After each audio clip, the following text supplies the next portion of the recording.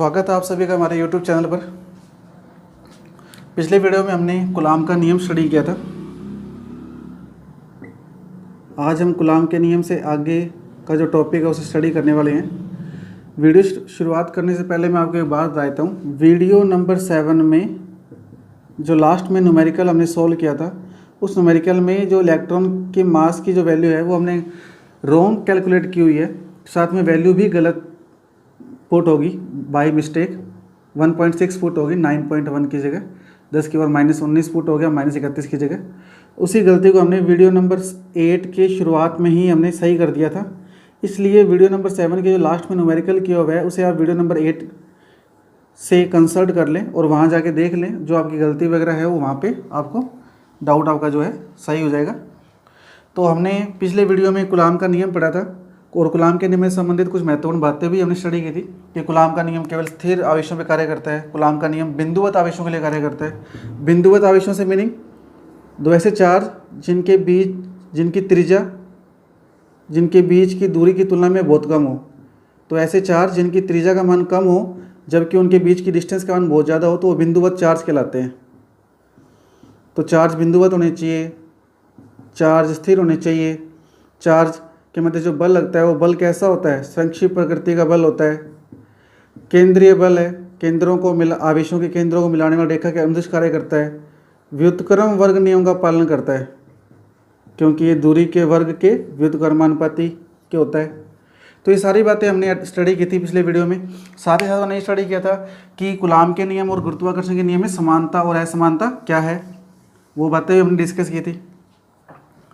तो यदि दो आवेश निर्वात में स्थित हैं, दो आवेश मान लेते हैं Q1 और Q2, और दोनों के दोनों आवेश जो हैं वो निर्वात में स्थित हैं। केंद्रों के बीच की दूरी कितनी है? Small r। तो इनके मध्य जो बल लग रहा है वो बल की वैल्यू हम जानते हैं क्या थी? Q1 Q2 अपॉन में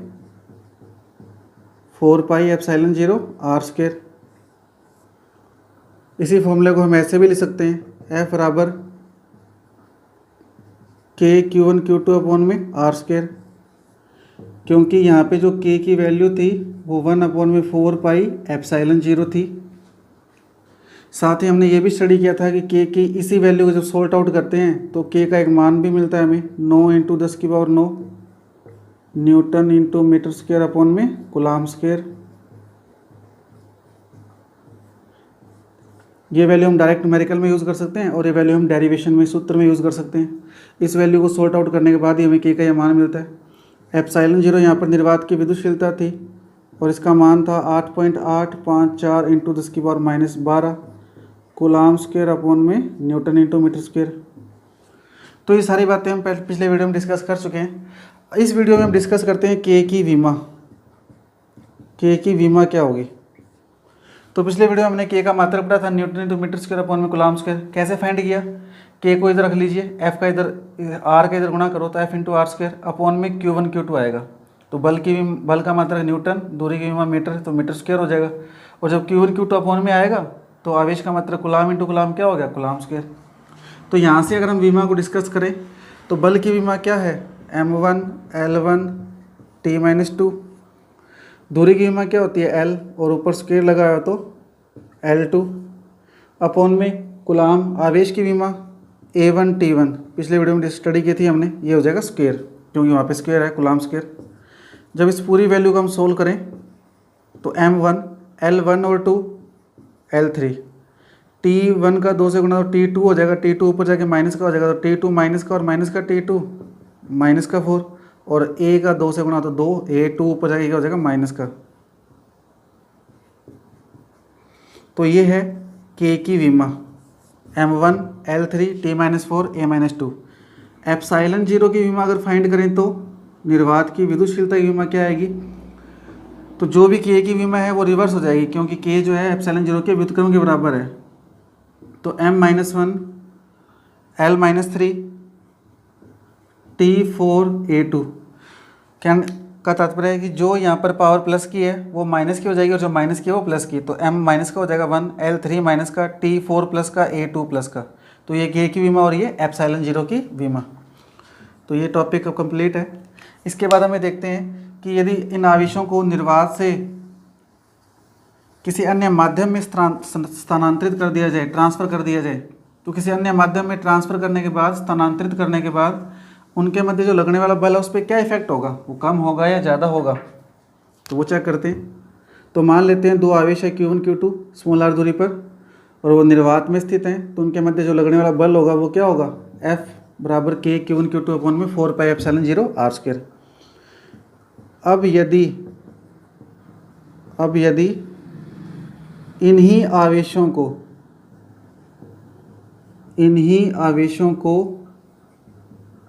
इतनी ही दूरी पर, सेम डिस्टेंस पर, इतनी ही दूरी पर किसी अन्य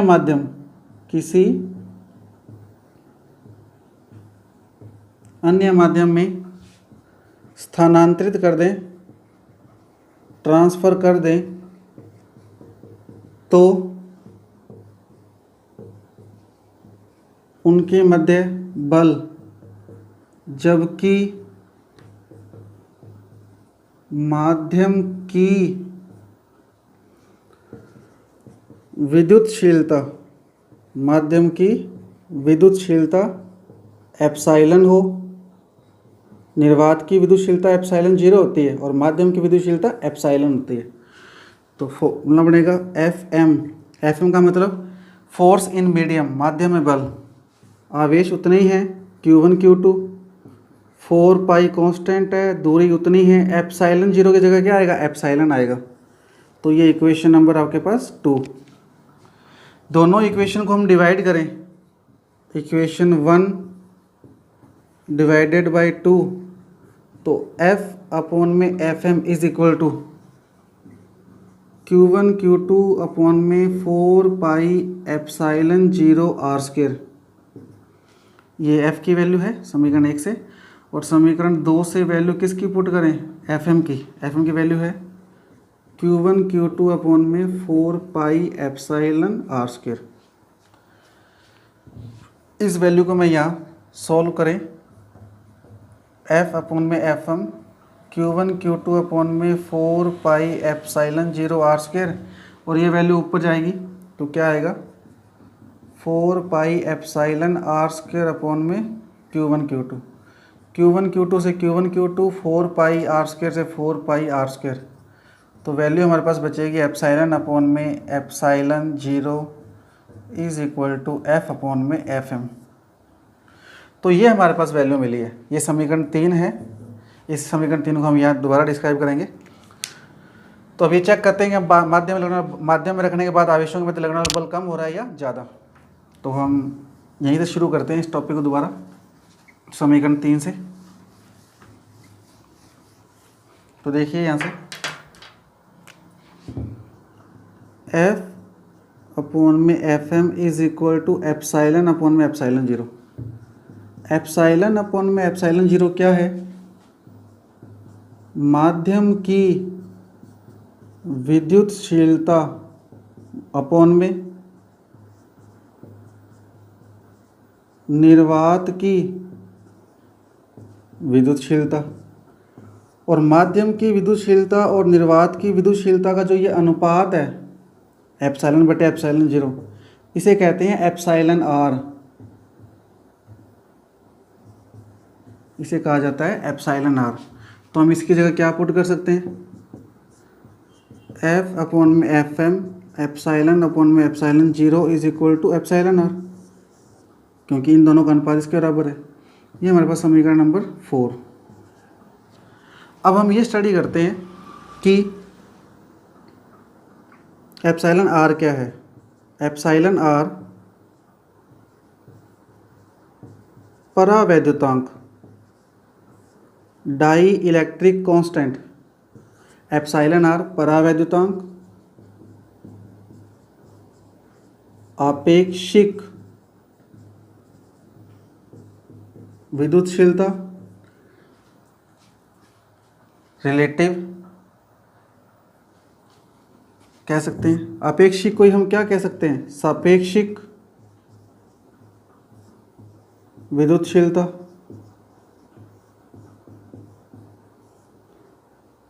ऑब्लिक विशिष्ट परावैद्युतता, विशिष्ट परावैद्युतता। तो ये सारे इसके नाम है। एप्सिलॉन आर परावैद्युतांक, अपेक्षिक विद्युतशीलता, सापेक्षिक विद्युतशीलता या विशिष्ट परावैद्युतांक कहलाता है। ठीक है, अब हम ये चेक करते एप्सिलॉन आर जो हमने इसको डिफाइन कर दिया, तो अभी चेक करते हैं माध्यम में बल कम हुआ है ज़्यादा, वो तो अभी स्टडी नहीं किया हमने। तो अब समीकरण जो 4 है, उस समीकरण 4 से हम क्या लिख सकते हैं, बाई 4 एफ अपॉन में F M is equal to epsilon R, क्योंकि ये वैल्यू इसके इक्वल है, ये इसके इक्वल है, तो आपस में इक्वल है ये एप्सिलॉन आर। यहाँ से F value F M find करें तो एफ अपॉन में एप्सिलॉन आर है। तो देखिए आप एफ एम का मान किसके बराबर है, एफ बटे एप्सिलॉन आर। एफ क्या था, एफ था निर्वात में लगने वाला कूलाम बल, निर्वात का कूलाम बल था। और निर्वात का कूलाम बल जो है उसमें किसी वैल्यू का भाग देने से माध्यम का बल मिल रहा है, और जब किसी वैल्यू में हम डिवाइड करते हैं तो वैल्यू कम आती है। तो हम क्या कह सकते हैं, यदि आवेशों को निर्वात से किसी अन्य माध्यम में स्थानांतरित कर दिया जाए तो उनके मध्य लगने वाला कूलाम बल एप्सिलॉन आर गुणा कम हो जाता है। क्या हो जाता है, एप्सिलॉन आर गुणा कम। अथवा हम यूँ कह सकते हैं, जब दो आवेशों को निर्वात से किसी अन्य माध्यम में स्थानांतरित कर दिया जाए तो उनके मध्य लगने वाला बल 1 बटा एप्सिलॉन आर गुणा हो जाता है, 1 बटा एप्सिलॉन आर गुणा हो जाता है। या तो ये कह सकते हैं कि एप्सिलॉन आर गुणा कम हो जाता है, या कह सकते हैं 1 बटा एप्सिलॉन आर गुणा हो जाता है। तो देखिए कि माध्यम में अगर आवेशों को रखा है हमने, तो डेफिनेटली जो निर्वात में बल लग रहा है उसकी तुलना में माध्यम में जो बल है वो क्या हो जाएगा, कम हो जाएगा आपका। कितने गुणा, एप्सिलॉन आर गुणा, या कितना हो जाएगा, 1 बटा एप्सिलॉन आर गुणा हो जाएगा। तो ये हमारा टॉपिक भी कंप्लीट है कि माध्यम में रखने के बाद क्या फ़र्क पड़ता है। इसके बाद कुछ माध्यमों के परावैद्युतांक, वैसे तो आवश्यकता नहीं है इतनी, क्योंकि न्यूमेरिकल जब आता है तो न्यूमेरिकल में वैल्यू ऑफ डाइलेक्ट्रिक कांस्टेंट परावैद्युतांक की जो वैल्यू दी जाती है, फिर भी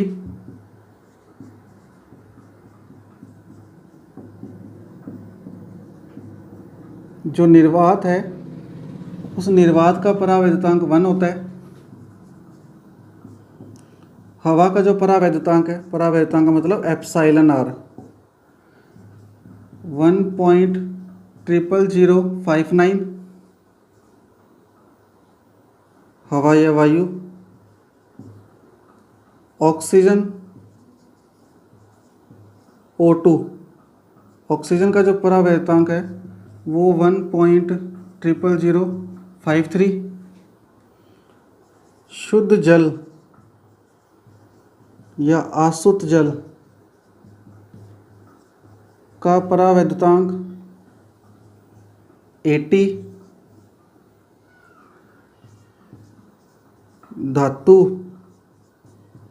धातु को हम सुचालक माध्यम भी कह सकते हैं, सुचालक माध्यम। इनका जो परावैद्युतांक है, ये सब एप्सिलॉन आर की वैल्यूज़ हैं, इनका जो परावैद्युतांक होता है वो अनंत होता है। तो ये कुछ माध्यमों के परावैद्युतांक है जो आप याद भी कर सकते हैं, अदरवाइज़ ये पेपर में आपको क्वेश्चन में न्यूमेरिकल में दिए होंगे। तो इस प्रकार हमने आज ये देखा कि परावैद्युतांक क्या है, माध्यम में रखने के बाद आवेशों के मध्य लगने वाला बल है वो घटता है या बढ़ता है। तो माध्यम में रखने के बाद जो बल है वो निर्वात की तुलना में एप्सिलॉन आर गुणा कम हो जाता है।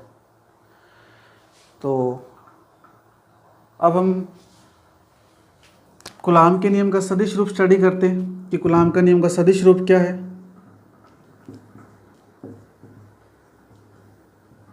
कूलाम के नियम का सदिश रूप vector form of Coulomb's law.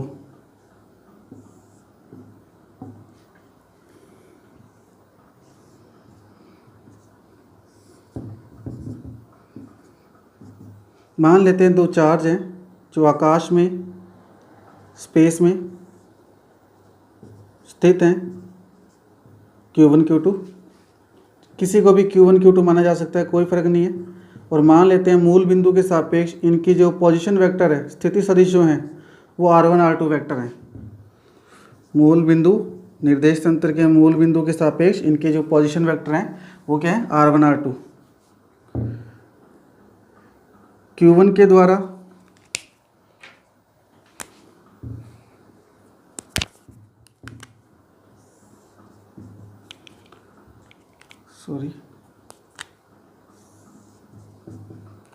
Q1 charge के द्वारा Q2 पे जो लगाया गया फोर्स है वो है F21, 1 के द्वारा 2 पर, और 2 के द्वारा जो 1 पे लगा हुआ चार्ज है वो है F12 वेक्टर, 2 के द्वारा 1 पर।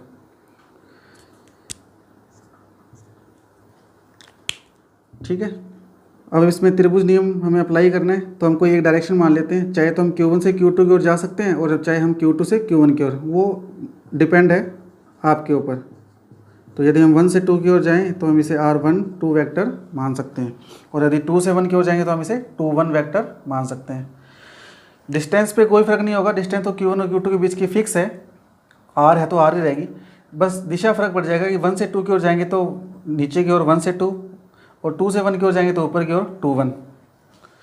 अब हम देखें क्या चीज़ है इसके, तो दो चार्ज Q1 Q2 हैं जो आकाश में, स्पेस में स्थित हैं, मूल बिंदु के सापेक्ष इनके जो स्थिति सदिश हैं, पोजीशन वेक्टर जो है R1 R2 वेक्टर है। Q1 के कारण Q2 पे लगने वाला बल F21 वेक्टर है, और 2 के कारण 1 पे लगने वाला बल F12 वेक्टर है। अतः कूलाम के नियम से, कूलाम के नियम से Q1 आवेश के द्वारा Q2 पर लगने वाला कूलाम बल, कूलाम बल कह लीजिए या स्थिर वैद्युत बल, एक ही बात है, F21 वेक्टर Q1 के कारण Q2 पर लगने वाला कूलाम बल या स्थिर वैद्युत बल F21, और वेक्टर नहीं लगाते, के Q1 Q2 अपॉन में R²। हमें इसका नियम का सदिश रूप पढ़ना है तो यहाँ वेक्टर लगा देते हैं, बल सदिश राशि है, के कांस्टेंट अदिश है, Q1 Q2 अदिश है, और ये दूरी का स्क्वायर, दूरी का स्क्वायर किसी भी राशि का जो स्क्वायर होता है वो हमने पढ़ा हुआ है 11वीं क्लास में, R vector dot R vector के फॉर्म में आता है, और दो सदिशों का जो अदिश गुणनफल है वो हमेशा राशि कैसी होती है, अदिश, तो R² क्या हो जाएगा, अदिश हो जाएगा। तो इस पूरी राशि को सदिश बनाने के लिए यहाँ पे क्या लगाएंगे, एकांक सदिश R कैप, क्योंकि बल लग रहा है 1 से 2 की ओर, तो यहाँ 1 2, ये कोई ज़रूरी नहीं है कि आप यहाँ 1 2 लगाएं, अकॉर्डिंग टू लॉ तो 1 2 लगेगा, 1 से 2 की ओर चल रहे हैं, लेकिन हमने यहाँ पे फोर्स जो लग रहा है 1 से 2 की ओर, 1 के द्वारा 2 पर जो लग रहा है, तो ज़रूरी नहीं है कि आप यहाँ 1 2 ही लगाएं। यहाँ अगर 2 1 लिखा हुआ है तो हम इनको याद करने के पर्पज़ से, आसानी से याद हो जाए, यहाँ 2 1 भी लगा सकते हैं, वो आपके ऊपर डिपेंड करता है। सिमिलरली गलत कोई भी नहीं है, दोनों ही सही होगा, 2 1 और यहाँ 2 1 लगाएं तो भी सही है, और ये 2 1 तो है ही, 1 के द्वारा 2 पर लगा हुआ चार्ज, लेकिन अकॉर्डिंग टू रूल 1 से 2 की ओर जा रहे हैं तो 1 2 आएगा, तो 1 2 लगा लीजिए या 2 1 लगा लीजिए, वो आपके ऊपर डिपेंड है, दोनों चीज़ें ही सही है। सिमिलरली Q2 आवेश के कारण, Q2 आवेश के कारण Q1 आवेश पर लगने वाला कूलाम बल स्थिर वैद्युत बल, तो क्या आएगा, F12 वेक्टर, 2 के द्वारा 1 पर लगने वाला बल, के Q1 Q2 अपॉन में R², ये वेक्टर है बल, ये पूरी टोटल राशि वापस अदिश बनेगी ये टोटल, तो हम R कैप लगा देंगे, क्योंकि बल लग रहा है 2 से 1 की ओर, तो यहाँ पे क्या आएगा 2 1। समीकरण नंबर 2। यदि हम चित्र से देखें तो चित्र से R12 और R21, 1 से 2 चले या 2 से 1 चले, दोनों के बीच की डिस्टेंस तो कॉमन है, चाहे ये पॉइंट और ये पॉइंट है A और B, आप चाहे यहाँ से यहाँ तक जाइए, चाहे यहाँ से यहाँ तक, डिस्टेंस कॉमन है, लेकिन डायरेक्शन अपोजिट है एक दूसरे के, डायरेक्शन अपोजिट है, तो डायरेक्शन अपोजिट है तो किसी एक के आगे -साइन लगा देते हैं, -साइन लगाने से डायरेक्शन चेंज हो जाएगी, तो R12 is equal to -R21, similarly R12 cap is equal to R21 cap minus के साथ विद माइनस, क्योंकि ये भी सदिश है तो R12 का जो कैप होगा एकांक सदिश वो R21 कैप के इक्वल होगा। यहाँ से ये जो वैल्यू है R12 वेक्टर और R12 कैप की, यहाँ R12 कैप की वैल्यू समीकरण 1 में पुट करें तो बाय 1 एंड 3 बाय 1 एंड 3, तो वैल्यू पुट करें तो क्या आएगा, F21 vector is equal to K Q1 Q2,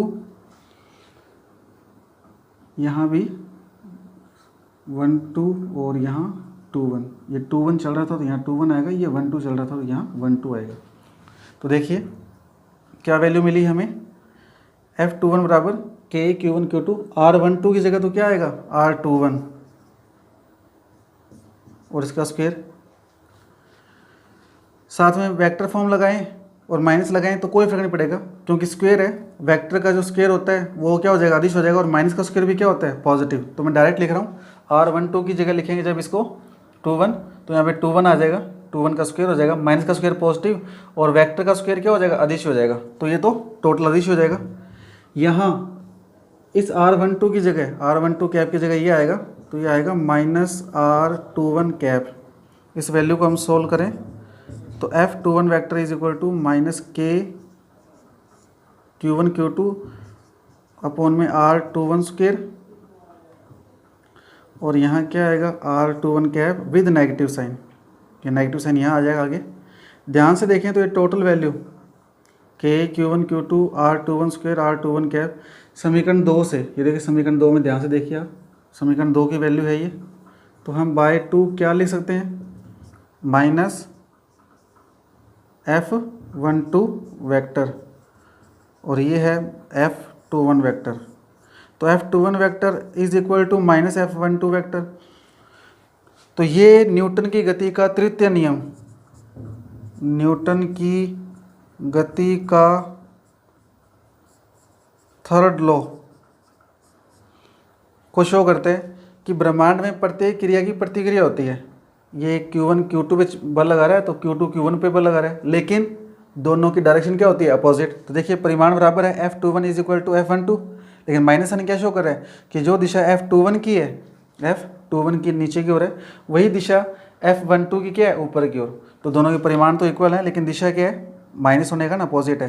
तो न्यूटन की गति के तृतीय नियम की अनुपालना होती है। तो हम ये कह सकते हैं कि कूलाम का नियम न्यूटन की गति के तृतीय नियम को दर्शाता है या प्रदर्शित करता है कि ब्रह्मांड में प्रत्येक क्रिया की प्रतिक्रिया होती है लेकिन परिमाण में आपस में क्या होते हैं, बराबर। तो हम ये कह सकते हैं कि जितना बल Q1 लगा रहा है Q2 पर, ठीक उतना ही बल Q2 भी लगा रहा है Q1 पर, लेकिन दोनों की दिशाएं क्या एक दूसरे के अपोजिट। तो इस प्रकार ये कूलाम के नियम का सदिश रूप कंप्लीट हो जाता है। आपका इससे संबंधित कोई क्वेश्चन हो तो आप कमेंट बॉक्स में कमेंट करके पूछ सकते हैं। आप सभी का धन्यवाद। शुभ रात्रि सभी को।